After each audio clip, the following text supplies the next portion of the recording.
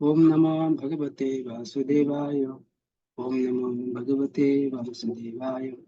ओम नमो भगवते वासुदेवाय। ओम नमो भगवते वासुदेवाय। ओम अज्ञानतिमिरान्धस्य ज्ञानाञ्जनशलाकया चक्षुरुन्मीलितं।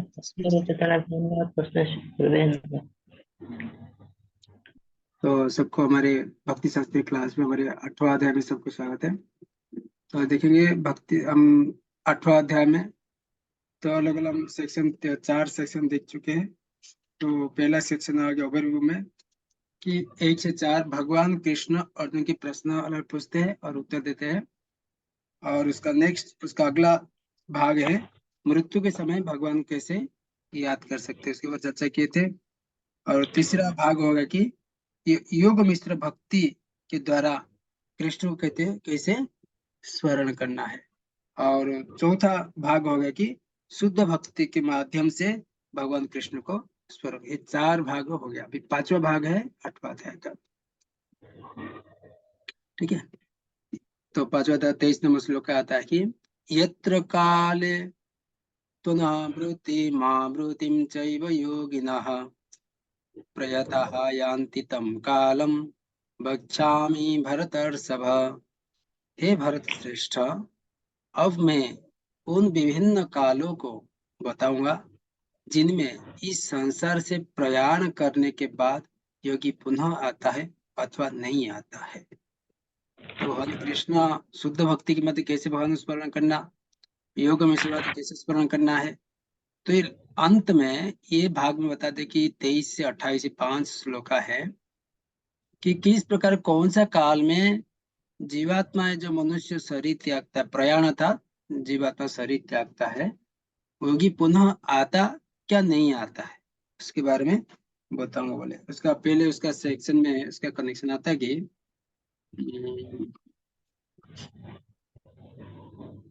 शरीर त्यागने के विभिन्न काल होता है। उसमें बताइए विभिन्न काल शरीर त्यागते समय किस प्रकार काल आता है सब वो बताते हैं।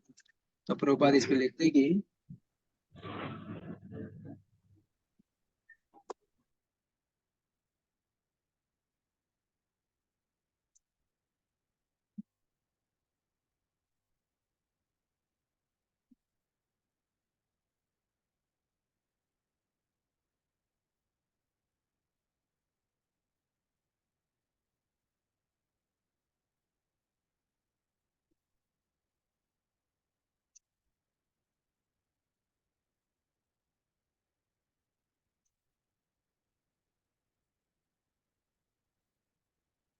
प्रभुपाद हरे लिखते हैं कृष्णा। भगवान के अनन्य परमेश्वर के अनन्य पूर्ण शरणागत भक्तों को इसकी चिंता नहीं रहती कि वे कब और किस तरह शरीर को त्यागेंगे। जो पूर्ण रूप में भगवान के शरण में आते हैं वो लोग कभी भी चिंता नहीं करते कि उनका शरीर कैसे कब त्यागना है। वे सब कुछ कृष्ण पर छोड़ देते हैं और इस तरह सरलता पूर्वक प्रसन्न सहित भगवत धाम को जाते हैं। तो यहाँ पे प्रोपर लिखते हैं कि जो भगवान के परम भक्त होते हैं कभी भी चिंता नहीं करते कि मैं कौन सा समय में त्यागूंगा, कुछ कर हो जाएगा। वो कोई चिंता नहीं, पूरा भगवान को शरणागति पूरा पूर्ण रूप से हो जाते हैं। तो भगवान ने उसमें सब ऐसे सरलता पूर्वक से भगवान धाम में चले जाते हैं। किंतु जो अनन्य भक्त नहीं है किंतु जो अनन्य भक्त नहीं है और कर्मयोग ज्ञान युग तथा हठ योग यदि आत्म साक्षात्कार साक्षात्कार की विविधियों के आश्रित रहते हैं उन्हें उपयुक्त समय में शरीर त्यागना होता है। और जब भगवान के शुद्ध भक्त नहीं रहते हैं तो अलग प्रकार अष्टांग योग का, कर्म योग का, ज्ञान योग के माध्यम से रहते भगवान का ध्यान करते हैं। वो लोग को समय का इंतजार करते हैं, कौन सा समय आएगा उसी समय में इस शरीर से त्यागूंगा, जिसे अशाश्वत हो सके इस जन्म मृत्यु वाले संसार लौटना होगा या नहीं। तो इसमें उपयुक्त शरीर में त्यागना होता है, क्योंकि उपयुक्त समय में अगर शरीर त्यागते नहीं है जो ज्ञान योगी, कर्मयोगी, हठ योगी, तो उनको वापस भौतिक जगत में आना पड़ता है। तो उस समय का इंतजार करते हैं लोग। तो अपना योग के शक्ति के माध्यम से उसको प्राण वायु को रोक के रख सकते हैं और रोक के उसको उसी समय में उसको शरीर से प्राण को निकालते हैं। ये हो गया जो कर्मयोग, ज्ञान योग, हठ योगी वालों के लिए। यम नियम आसन प्राणायाम प्रत्याहार ध्यान धारणा समाधि के स्टेज में जाकर वो लोग अपने प्राणवायु को सही समय आने से शरीर त्यागते हैं। तो प्रोपाद और लिखते हैं कि दूसरा पैराग्राफ में, यदि योगी सिद्ध होता है तो हम जगत से शरीर छोड़ने के समय तथा स्थान चुन सकता है, किंतु यदि वो इतना पटु नहीं होता कि उसकी सफलता उसके अचानक से त्याग संयोग के निर्भर करती है। तो जो योगी सिद्ध योगी होते हैं उन लोगों को पता है कि कौन सा शरीर कौन से समय में कौन से कौन से जगह पे शरीर उनको चुन सकते हैं। अगर उसमें पटु उसमें अत्यंत दक्ष नहीं है योगा में, हठ योगा में, ज्ञान योगा में, तो लोग उनकी सफलता उसके अचानक शरीर त्याग के समय में निर्भर करती, कौन से समय त्याग करते उसके ऊपर निर्भर करते। तो इसमें तो ये होता पटु नहीं है। तो इसके लिए प्रभुपाद कहते हैं कि भगवान ने अगले श्लोक में से उचित अवसर वर्णन किया कि कब मरने के कोई वापस नहीं आता है। तो कब मरने से वापस नहीं आता। आचार्य बलदेव अध्यावसरण के अनुसार संस्कृत के काल शब्द प्रयोग काल के अधिष्ठता देव के लिए हुआ है। काल जो यहाँ पे प्रयांत यान्ति तक कालम बक्ष्यामि कालम, अथा यहाँ पे अधिष्ठाता देव रहते यमराज, उसको बताया गया देव। ठीक है। तो नेक्स्ट श्लोका में भगवान कृष्ण कह रहे कि तो विभिन्न प्रकार का काल, अलग अलग काल क्या होता है, वो किसके लिए होता है, वो 24 से 26 बताएंगे। 26 नंबर पढ़िए।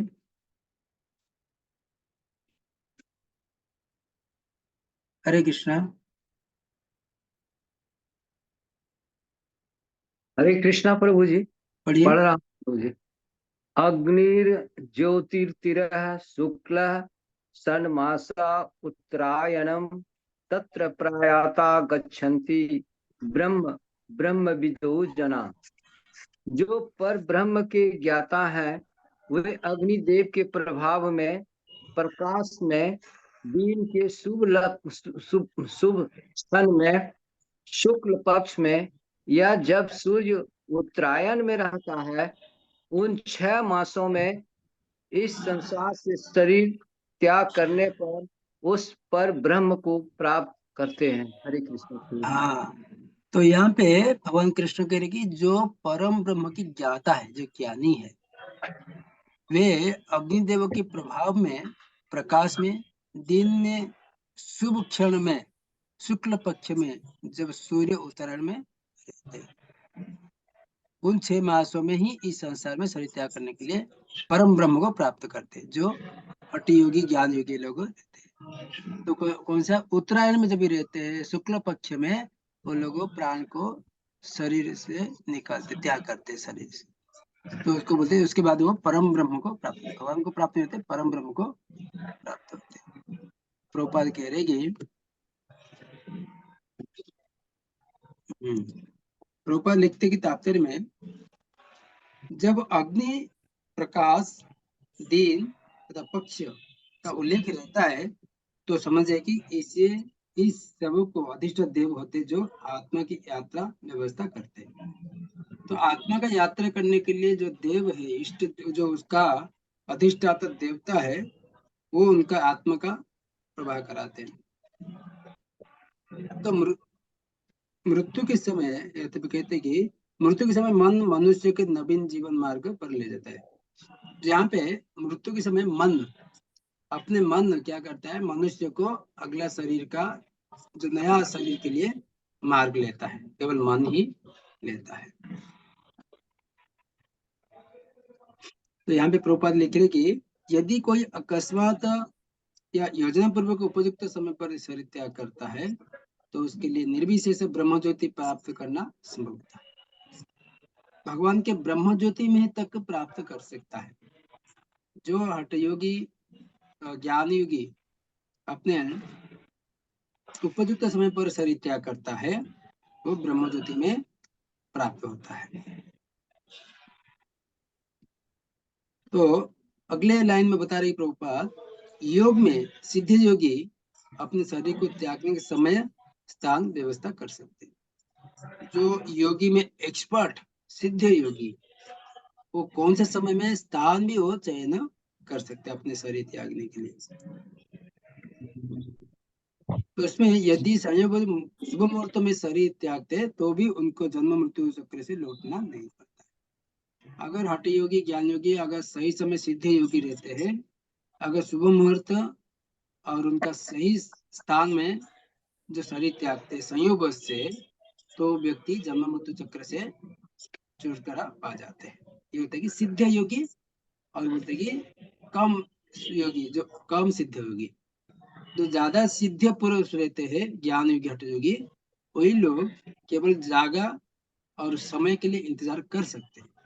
बाकी जो कम दक्षता है जो ज्ञान योगी हठ योगी, वो अपने संयोग वजह से केवल ब्रह्म ज्योति तक ही जा सकते, वापस वो आ सकते। तो ये भगवान कह रहे हैं। तो यहाँ पे देखिए प्रभुपाद कह रहे कि किंतु थर्ड ऑप्शन बता रहे, कृष्ण भावनामृत में शुद्ध भक्त के लिए लौटने का कोई भय नहीं कर रहता है। चाहे शुभ मुहूर्त में शरीर त्याग करे या अशुभ क्षण में, चाहे अकस्मात शरीर त्याग करे या स्वेच्छा पूर्वक, अपने इच्छा के अनुसार जो मृत्यु वरण करता है। जैसे भीष्म देव ने, भगवान के परम भक्त महाजन है, भगवान जैसे उनके सामने आए और इच्छा अनुसार वो बोले कि मेरे शरीर त्याग। उसमें कोई शुभ था, उत्तरायण देखने था, परंतु उस समय भगवान के सामने रहते दर्शन करते करते अपने शरीर को त्यागे। इसको बोलते हैं शुद्ध कृष्ण भावनामृत का, जो उनका कोई भय नहीं है। चाहे उनको भगवान कृष्ण शुभ मुहूर्त में वही समय में लेके आते हैं। ये भगवान का है। तो ये क्वेश्चन था प्रभु जी। हरे कृष्ण। हाँ बोलिए। भीष्म देव उत्तरायण के रुके तो नहीं प्रभु जी, लेकिन रुके थे, लेकिन उन्होंने भय नहीं किया था कि भगवान कृष्ण जैसे सामने आए वो उसी क्षण आ गए अपने आप। अच्छा। लेकिन भगवान कृष्ण के लिए इंतजार किए थे, हम्म। क्योंकि इच्छा मृत्यु मृत्यु उनका था ना। तो भगवान कृष्ण जैसे सामने आए, बोले कि मेरे अभी इच्छा है मेरे शरीर त्यागना है। तो उसी समय वो अपने आप संयोग वजह से, लिखा ना उधर, अपने आप संयोग वजह से वो आ जाता है ना, अपने आप संयोग वजह से आ जाता है।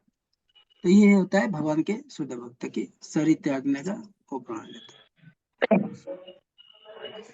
तो 25 में अभी हरे कृष्णा प्रभु जी। हाँ बोलिए प्रभु जी। इसमें एक प्रश्न था प्रभु जी। हाँ इसमें तो समय का तो समझ गए कि वो शुक्ल पक्ष में ये सब उत्तरायण में होना चाहिए, हाँ हाँ। लेकिन स्थान स्थान, स्थान जो को बोले ना सिद्ध पुरुष, वो लोग स्थान चयन कर सकते हैं। स्थान कौन सा स्थान अच्छा है, ये शुद्ध जगह है क्या, ये कोई बाधा विघ्न नहीं होने वाला जगह है, इस स्थान को वो चयन कर सकते हैं जो हाँ बोलते हैं उसको एक्सपर्ट सिद्ध योगी।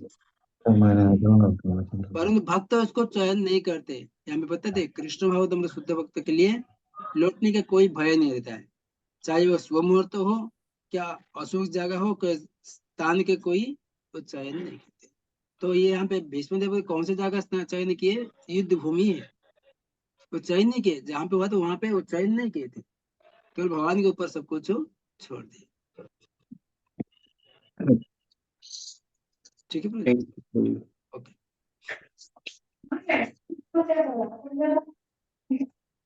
तो यहाँ पे 25 नंबर श्लोक में पढ़ते कि बोलते कि अंधकार के मार्ग में, तो यहाँ पे 26 में प्रकाश मार्ग में एक शुभ क्षण पर प्रकाश अग्नि में दिन में शुक्ल पक्ष के अवतारण में है, ज्ञानी था योगियों के लिए है। वो ब्रह्म ज्योति मुक्ति पुनर्वतन नहीं होता है।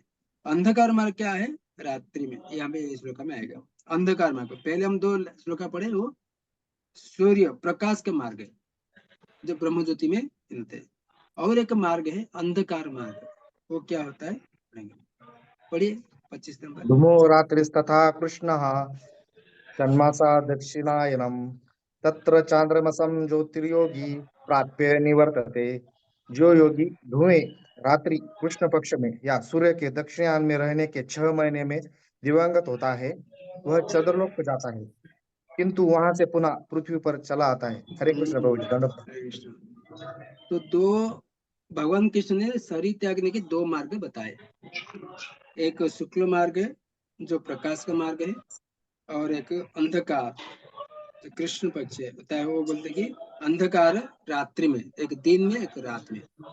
जो व्यक्ति दिन में शरीर त्यागता है वो भगवान के ब्रह्म ज्योति जो हठ योगी ज्ञान योगी हो भगवान के ब्रह्म ज्योति में जाते हुए लौट कर नहीं आते।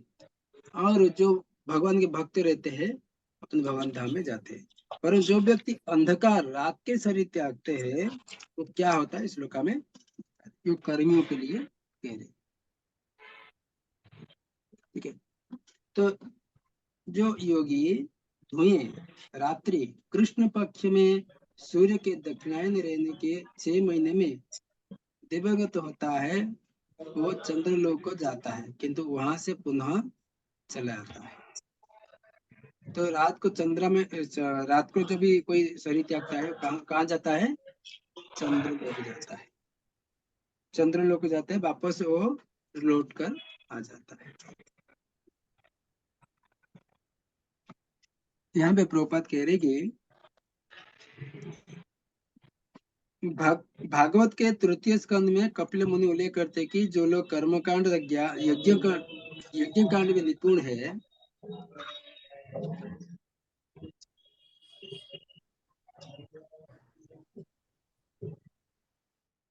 जो प्रभुपाद कह रहे कि जो लोग कर्मकांड यज्ञ कांड में निपुण है मृत्यु होने पर चंद्रलोक को प्राप्त होता है।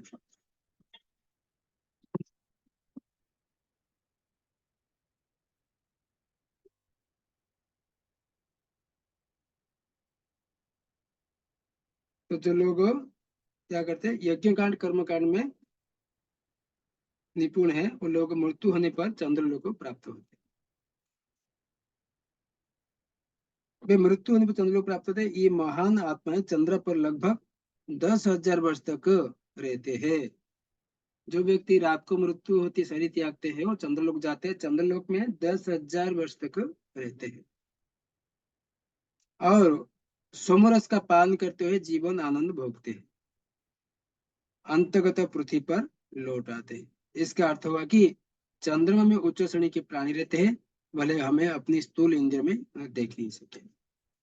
तो प्रभुपाद कह रहे कि चंद्रमा को कौन जाता है, जो रात को मृत्यु होती है योगी, जो योगी का रात को मृत्यु होता है योगी का, वो लोग चंद्र पृष्ठ में जाते हैं, 10,000 साल तक वहां पे रहते हैं, सोमरस पान करके आनंद में रहते हैं और वापस उनका पृथ्वी पर लौटना पड़ता है। ये हो गया दो प्रकार के योगियों का उनका शरीर त्यागने का समय विविध है। तो ये क्वेश्चन है, हाँ, चंद्रलोक में जाने के बाद वहाँ की भक्ति नहीं करता है, ये फिर वापस आना पड़ता है।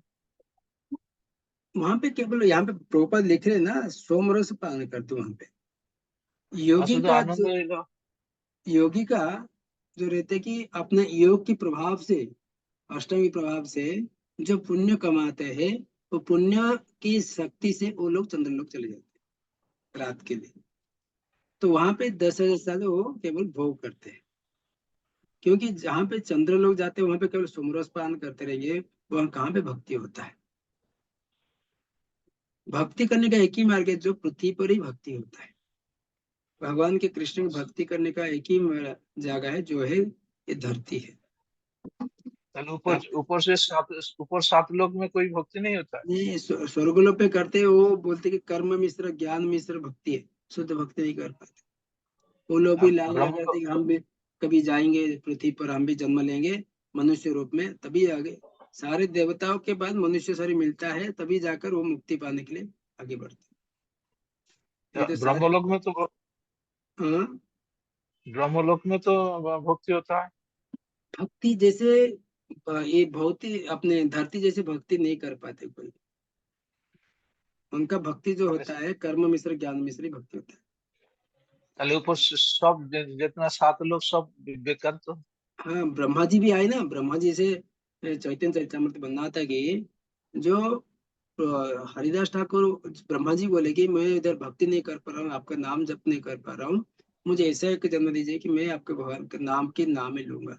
तो भगवान ने उनके इच्छा के अनुसार हरिदास ठाकुर रूप में आए ब्रह्मा जी, तो खाली जब भगवान की भक्ति, शुद्ध भक्ति करने के लिए। समझ आएगा?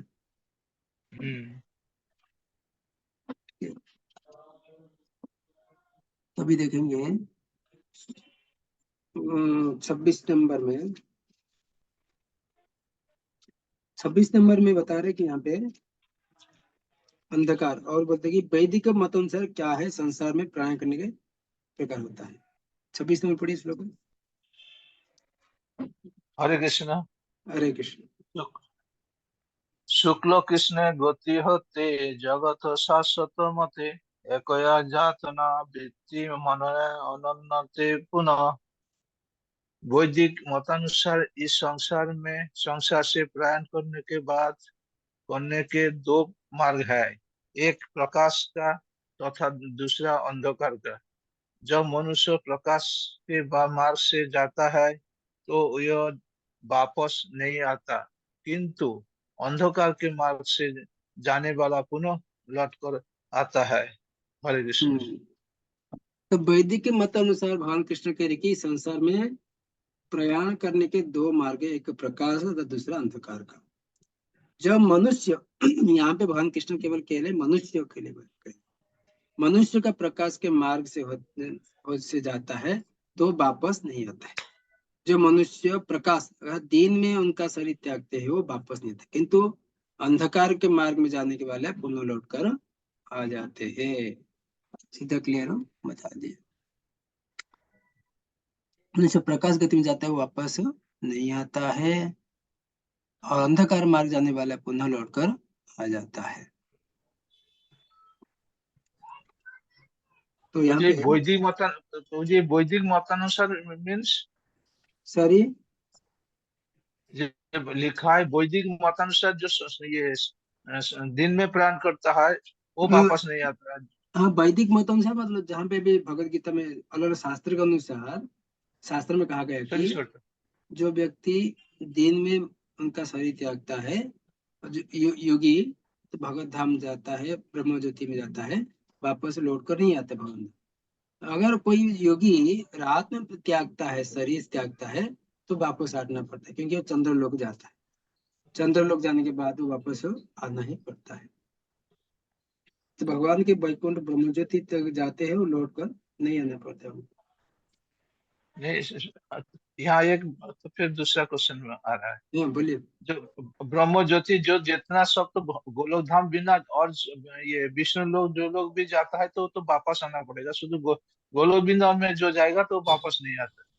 हाँ वही बोल रहे, नहीं वैकुंठ जाता है, वैकुंठ उनका भक्ति उधर करते हैं। वैकुंठ यहाँ पे भौतिक जगत को छोड़ के, पृथ्वी लोग छोड़ के, वहां पे भगवान के उधर शुद्ध भक्ति, वैकुंठ में भक्ति करते हैं लोग, कि उनका प्रगति होता रहता है उधर।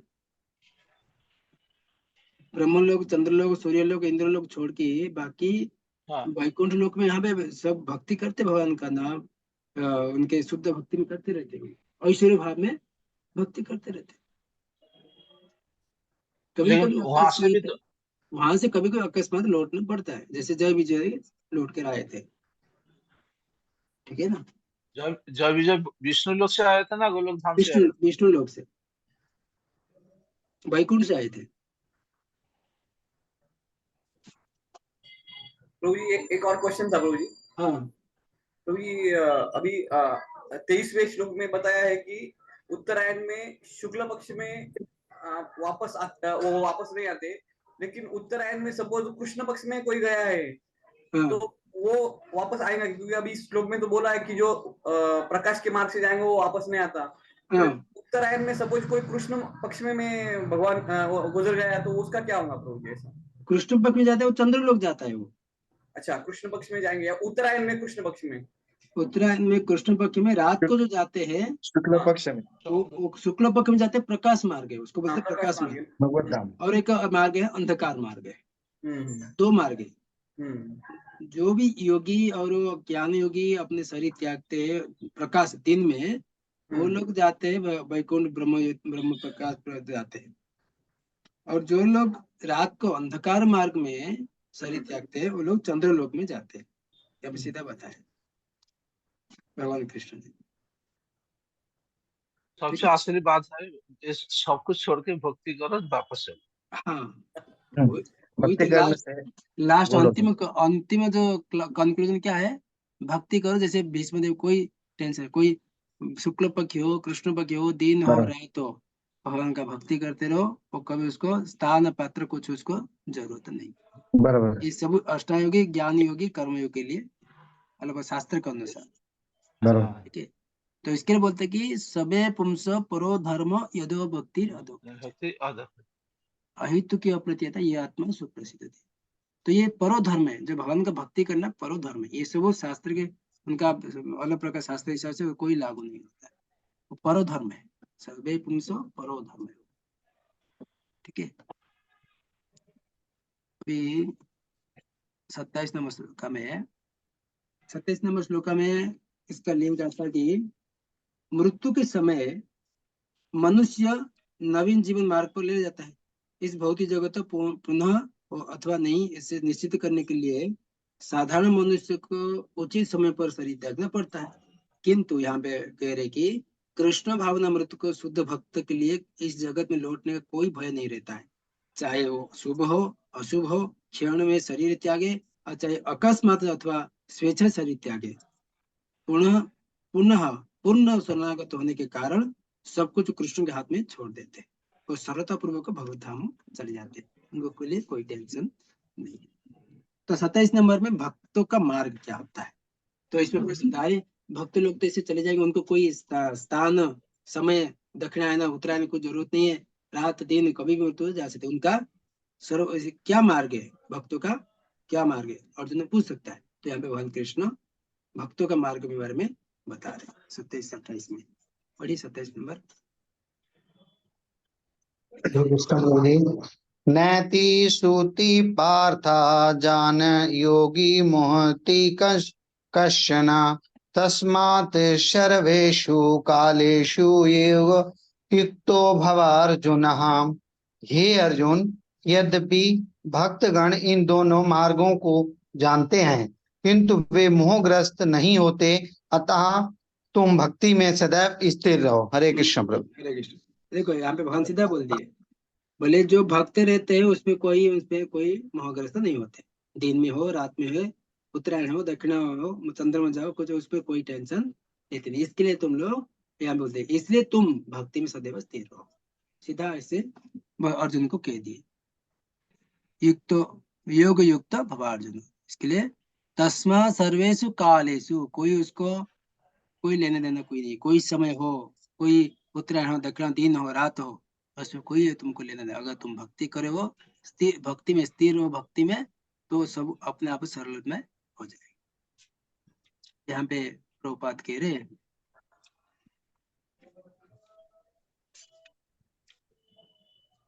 कृष्ण अर्जुन के उपदेश दे रहे कि इस जगत के से आत्मा प्रयाण करने के विभिन्न मार्ग को सुनकर विचलित नहीं होना चाहिए।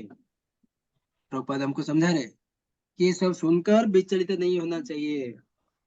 भगवत भक्त को उसकी चिंता नहीं होनी चाहिए, वो स्वेच्छा से मरेगा या दैवी साथ, वो स्वेच्छा से मरे शरीर त्यागेगा कि दैव साथ में होता है।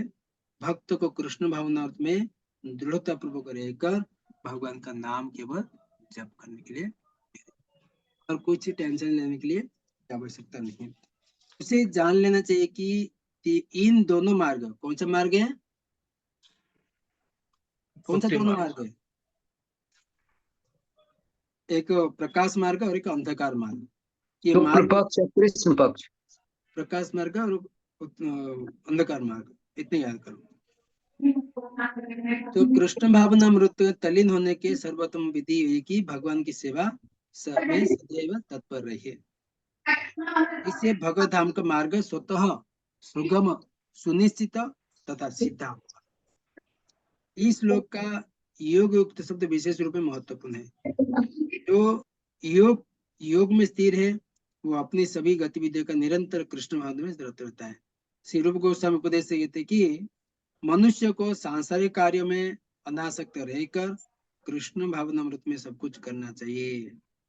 सांसारिक कार्य में अनासक्त, उसमें आसक्ति नहीं रहना चाहिए और हमेशा कृष्ण भावनामृत में रहना चाहिए। इस विधि से जो युक्त, इसको बोलते कि युक्त वैराग्य, युक्त वैराग्य मनुष्य सिद्धि प्राप्त करता है। अतः भक्त कभी इन वर्णनों से विचलित नहीं होता है। इस श्लोक में जैसे भगवान कृष्ण कह दिए, जो दिन में मरता है वो मुक्ति होता है, जो रात में मरता है वो चंद्रलोक तक वापस आता है, ऐसे वो विचलित नहीं होता है भक्त, तो केवल कृष्ण भक्ति में, तो भक्ति के कारण भगवत धाम और उनका प्रणाम, उसका प्रयाण सुनिश्चित है। जो पूर्णतः भगवान की सेवा में, भगवान के भक्ति में तल्लीन हो जाता है, उसके बारे में कोई टेंशन लेता नहीं, वो हमेशा उन्हें सुनिश्चित है कि वो भगवत धाम जाएगा। उसके लिए कोई चिंता की आवश्यकता नहीं। इसके लिए हमको सर्वप्रथम हमको भक्ति करने कभी छोड़ने का नहीं।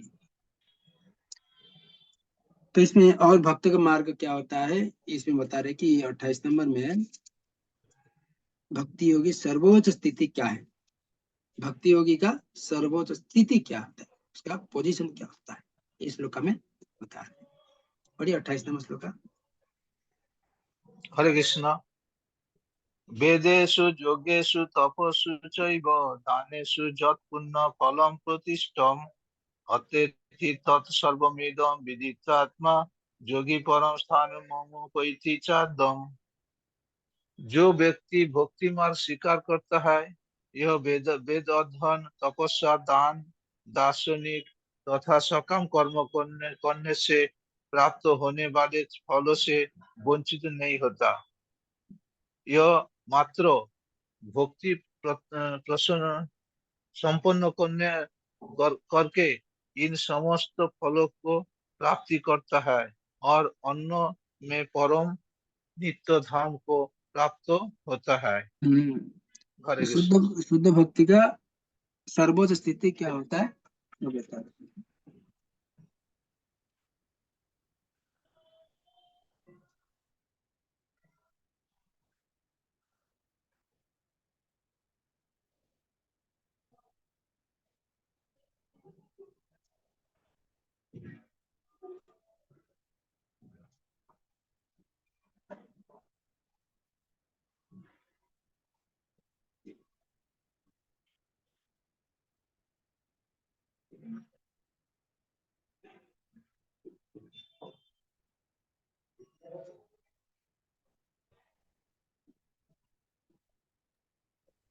हरे कृष्णा प्रभु जी, आवाज नहीं आ रहा है प्रभु जी।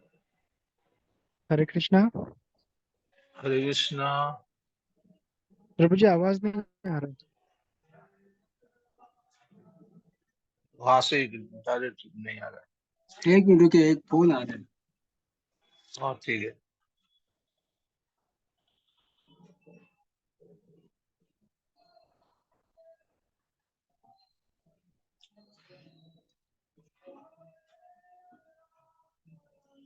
हरे कृष्ण। तो यहाँ पे भगवान कृष्ण सर्वोच्च स्थिति, भक्ति योग की सर्वोच्च स्थिति बारे बता रहे।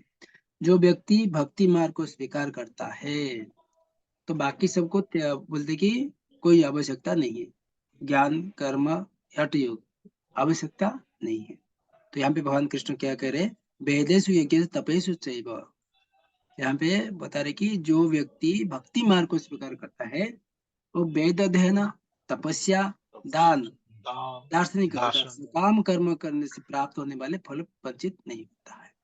वो मात्र भक्ति संपन्न करके इन समस्त फलों के प्राप्त करता है। तपस्या करने की जरूरत नहीं है, वेद धन दान दार्शनिक जो कर्म फल मिलता है, तो उसमें बोलते केवल भक्ति संपन्न करने से, भक्ति करने से सब कुछ प्राप्त हो जाता है।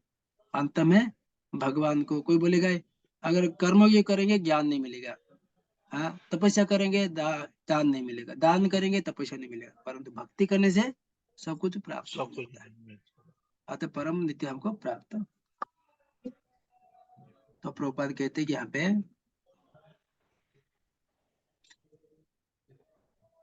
इस श्लोक में 8वां अध्याय में उपसंहार में जिनमें कृष्ण भावनामृत तथा भक्ति के विशेष वर्णन है, मनुष्य को अपने गुरु के निर्देशन के वेद अध्ययन करना होता है, उन्हें आश्रम में रहते हुए तपस्या करनी होती है, ब्रह्मचारी को गुरु के घर में एक दास की भांति रहना पड़ता है और द्वादर भिक्षा मांगकर गुरु के पास लाना होता है। उससे गुरु के ऊपर आदेश पर भोजन करना होता है। और यदि किसी दिन गुरु शिष्य में भोजन करने के लिए बुलाना भूल जाए तो शिष्य को उपवास करना होता है। ये ब्रह्मचारी पालन का वैदिक नियम है। तो अपने गुरु के आश्रम में जब छात्र 5-20 वर्ष तक वेदों का अध्ययन कर लेता है वो परम चरित्रवान बन जाता है।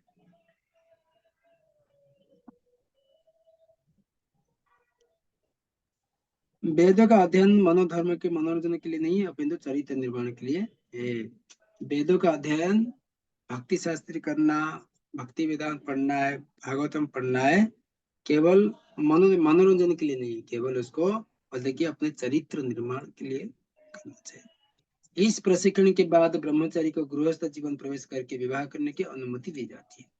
तो यहाँ पे ब्रह्मचार्य, गृहस्थ, वानप्रस्थ, संन्यास के बारे में प्रभुपाद कह रहे हैं। गृहस्थ के रूप में उसके यज्ञ करने होते हैं। ब्रह्मचारी में क्या करना, वेद अध्ययन करना है। गृहस्थ में क्या करना है, यज्ञ करने होते हैं जिसमें वो आगे उन्नति कर सके। उसे देश काल तथा पात्र के अनुसार सात्विक, राजसिक, तामसिक दान अंतर करते हुए दान देना होता है। गृहस्थ को क्या करना है, यज्ञ करना है और दान देना है। कौन सा सही दान है उसको सोचना पड़ेगा, उसको अनुसार दान देना चाहिए, जैसे कि भगवद गीता में वर्णित है। गृहस्थ जीवन के बाद वानप्रस्थ आश्रम ग्रहण करना पड़ता है, जिसे उसे जंगल में रहते हुए वृक्षों की छाल पहनकर और कर्म के बिना कठिन तपस्या करनी। इस प्रकार मनुष्य ब्रह्मचार्य, गृहस्थ, वानप्रस्थ, अंत में सन्यासी आश्रम पालन करते हुए जीवन की सिद्धि अवस्था को प्राप्त करता है। तब इनमें से कुछ स्वर्गलोक को जाते हैं तो यदि कुछ अधिक उन्नति करते हैं, अधिक उच्च लोक, इनमें से ब्रह्मज्योति को, कोई वैकुंठ लोक को जाते या कृष्ण लोक को जाते। वैदिक ग्रंथ में इस मार्ग को रूपरेखा प्राप्त होती है। तो इसमें इस प्रकार जो वेद अध्ययन के बारे में बता रही है यहाँ पे, तो वेद अध्ययन कौन सा करना चाहिए और दान यज्ञ कौन सा गृहस्थ में करना चाहिए, वानप्रस्थ सब कुछ त्याग कर केवल जंगल में रहकर छाल पहनकर भगवान की कठिन तपस्या करनी चाहिए। तो ब्रह्मचारी में क्या करना चाहिए, वेद अध्ययन, गृहस्थ में दान और यज्ञ करना चाहिए और वानप्रस्थ में तपस्या करना चाहिए। तो ये बताए प्रभुपाद ने। तो परंतु किंतु कृष्ण भावनामृत की विशेषता ये है कि मनुष्य एक झटके से भक्ति करने के कारण मनुष्य जीवन विभिन्न आश्रमों के अनुष्ठानों पर पार कर जाता है। तो भगवान का कृष्ण भावन भक्ति करने से झटके से तीव्रेण भक्ति योग ने अति शीघ्र पार हो जाता है, विभिन्न आश्रम के अनुष्ठान को पार कर देता है। तो इसमें प्रभुपाद और कह रहे कि इदम वेदत्व शब्द सूचित करते कि मनुष्य को भगवद गीता के इस अध्याय के तथा 7वें अध्याय में दिए गए कृष्ण के उपदेश को समझना चाहिए। उसे सिद्धांत का मनोधर्म इन दोनों अध्याय में समझने के प्रयास नहीं करना चाहिए। मनोधर्म के अपितु भक्ति की संगति श्रवण करना समझना चाहिए। अपने मनोधर्म के माध्यम से समझ, अपने मन में जो आया ऐसे लिखा है उसको मनोधर्म, उसको बोलते कि संगति, अपनी भक्तों की संगति से श्रवण करना समझना चाहिए। 7वें से लेकर 12वें तक अध्याय में भगवद गीता का सार रूप है। प्रथम 6 अध्याय, अंतिम 6 अध्याय, मध्यवर्ती 6 अध्यायों के लिए आवरण मात्र है, इसकी सुरक्षा भगवान करते हैं। यदि कोई गीता के इन 6 अध्याय को भक्ति के संगति में, भक्तों की संगति में भली भांति समझ लेता है तो उनका जीवन समस्त तपस्या, यज्ञ, दान, चिंता से पार होकर महिमा मंडित हो उठेगा, क्योंकि केवल कृष्ण भावना द्वारा उसने कर्म का फल प्राप्त होता है। तो ये हो गया भगवान ये बोलते कि भक्ति योगी सर्वोच्च स्थिति है। तो इसके लिए भगवान कृष्ण अर्जुन को अलग अलग स्टेज बता रहे, कर्म योग ऐसा करना चाहिए, ज्ञान ऐसा करना चाहिए, हठ योगी ऐसा करना चाहिए। अंत में भगवान भक्ति योग के बारे में बताते हैं। तो इसमें प्रमाण मिलता है कि भक्ति योगी सबसे श्रेष्ठ है। तो इसमें कैसे हम भक्ति योगी अभ्यास करना है तो यहाँ पे सीधा भाव से भगवान कृष्ण बता दिए। ठीक है। हरे कृष्ण। हरे कृष्ण। कोई किसको प्रश्न है से? हरे कृष्णा प्रभु जी। हम्म, एक प्रश्न है, इसमें अभी हम लोग पढ़े कि 7वें से लेकर के 12वें तक के अध्याय भगवत गीता का ये सार रूप है। हम्म, फिर बोलते हैं कि प्रथम 6 अध्याय और अंतिम 6 अध्याय ये आवरण मात्र है। हाँ, तो फिर ये बोलते हैं यदि कोई गीता के इन 6 अध्यायों को भक्ति की संगति में, कौन 6 अध्याय वाला प्रभु जी? ये जो 6 7 से 12 तो 7 से 12। थैंक इसको यू बोलते प्रभु हैं जी। पहला 6 जो अध्याय होता है कर्मयोगी, हाँ प्रभु कर्मयोग के जी। बारे में बताते हैं। लास्ट 6 होते हैं ज्ञान योग के बारे में बताते हैं। 7 से 12 होता है भक्ति योगी। ठीक है, तो भक्ति योग कर्म और ज्ञान के बीच में पूरा, उसको दोनों के बीच में है। कर्म और ज्ञान के बीच में भक्ति योग है, इसी को वो सुरक्षित भाव से है भक्ति योग, प्रभुपाद भी कहते हैं। दोनों के बीच में ये दोनों आवरण है, जैसे बड़ा पाव बोलते हैं, बड़ा पाव दोनों पाव नीचे पाव बीच में बड़ा है, वो एसेंस उसका बड़ा पाव का सार वही है। लेकिन हरे कृष्णा प्रभु जी, पंचांग प्रणाम। हरे कृष्ण। प्रभु यदि जी, वो एग्जाम सन्यासाश्रम और वानप्रस्थ आश्रम में क्या फर्क है दोनों में? सॉरी, सन्यासाश्रम और वानप्रस्थ आश्रम जो है, वो दोनों में क्या फर्क है? वानप्रस्थ अवस्था में जो व्यक्ति अपने पति पत्नी दोनों घर संसार त्याग करके जंगल में रहेंगे और तपस्या करेंगे दोनों। संन्यास होता है कि सब कुछ अपने पति पत्नी अलग रहेंगे और वो अपने अलग से उसको विचरण करेंगे, पूर्ण त्याग कर देंगे। मतलब दोनों आश्रम में तो जंगल में ही रहना है ना? नहीं, ये पत्नी अलग रास्ता में, पति अलग रास्ता, अच्छा, उसको संन्यास बोलते हैं। तो संन्यास जब भी होता है तभी पत्नी के साथ कोई पति रह नहीं पाता, वानप्रस्थ अवस्था में रह सकते हैं। और वो मनोधर्मी जो बोलता है, वो जो अपना मन मर्जी करता है, भगवान के शास्त्रों को ना मान के, वो लोग को मनोधर्म बोलते हैं। हाँ, ठीक है प्रभु जी। तो हमारे आप लोगों की कृपा से हमारे 8वां अध्याय संपूर्ण हुआ। तो अभी आया हमारा एग्जाम की समय है।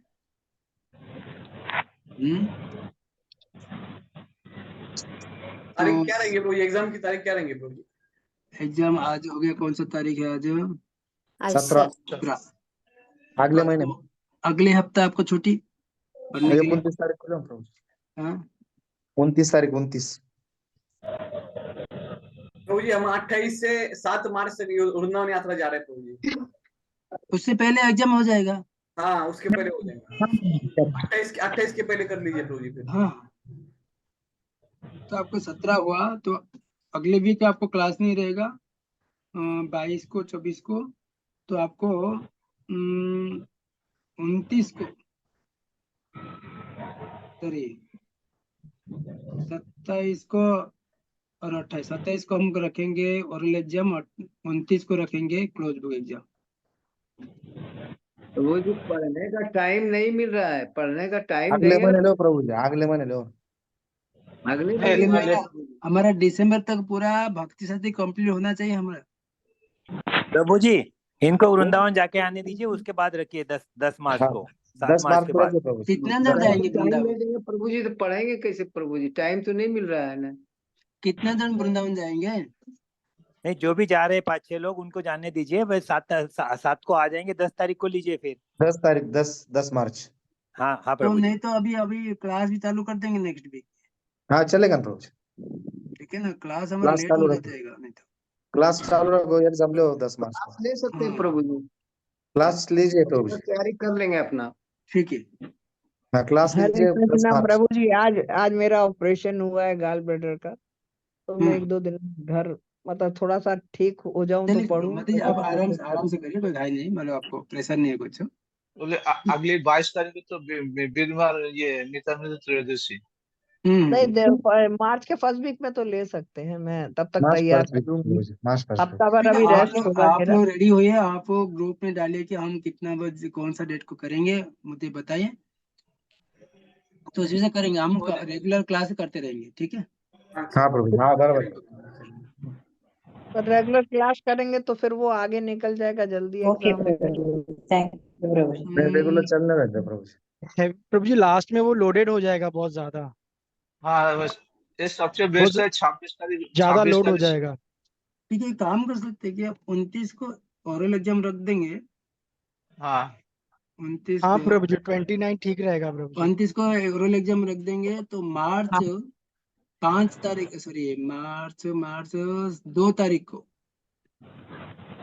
2 तारीख को क्लोज बुक एग्जाम, चलेगा प्रभु जी। ठीक है। चलेगा। तो हाँ नेक्स्ट वीक ठीक है। क्लास नहीं रहेगा। हाँ चलेगा प्रभु प्रभु जी जी, अभी चलेगा, यही फाइनल कर दीजिए। चलेगा okay, Prabhu ji. Done right. Done, okay. हाँ ठीक यही है फाइनल कर दीजिए प्रभु जी, नहीं तो फिर और आगे हर चीज आगे पीछे वो 28 तो से वो हो 7 नहीं मार्च पाएगा। को ये वृंदावन यात्रा है प्रभु जी। ओके 28 से 7 मार्च। ओके ओके, ठीक है। हरे कृष्णा, मार्च के बाद लीजिए हरे कृष्णा, प्रभु सबको बहुत जी, धन्यवाद। 7 मार्च के बाद। हरे कृष्ण, हरे कृष्ण प्रभु जी, दंडवत प्रणाम। दंडवत। हरे कृष्ण प्रभु जी। हरे कृष्णा प्रभु जी। हरे प्रभु जी, कृष्ण, दंडवत प्रणाम। हरे कृष्णा प्रभु जी, कृष्णा दंडवत प्रभु प्रणाम। जी, धन्यवाद प्रणाम। प्रभु thank ji, you so Panchak much. प्रणाम। हरे कृष्ण, प्रभु जी माता जी अपना हरे कृष्णा प्रभु हरे जी। कृष्णा। पंच हरे कृष्ण।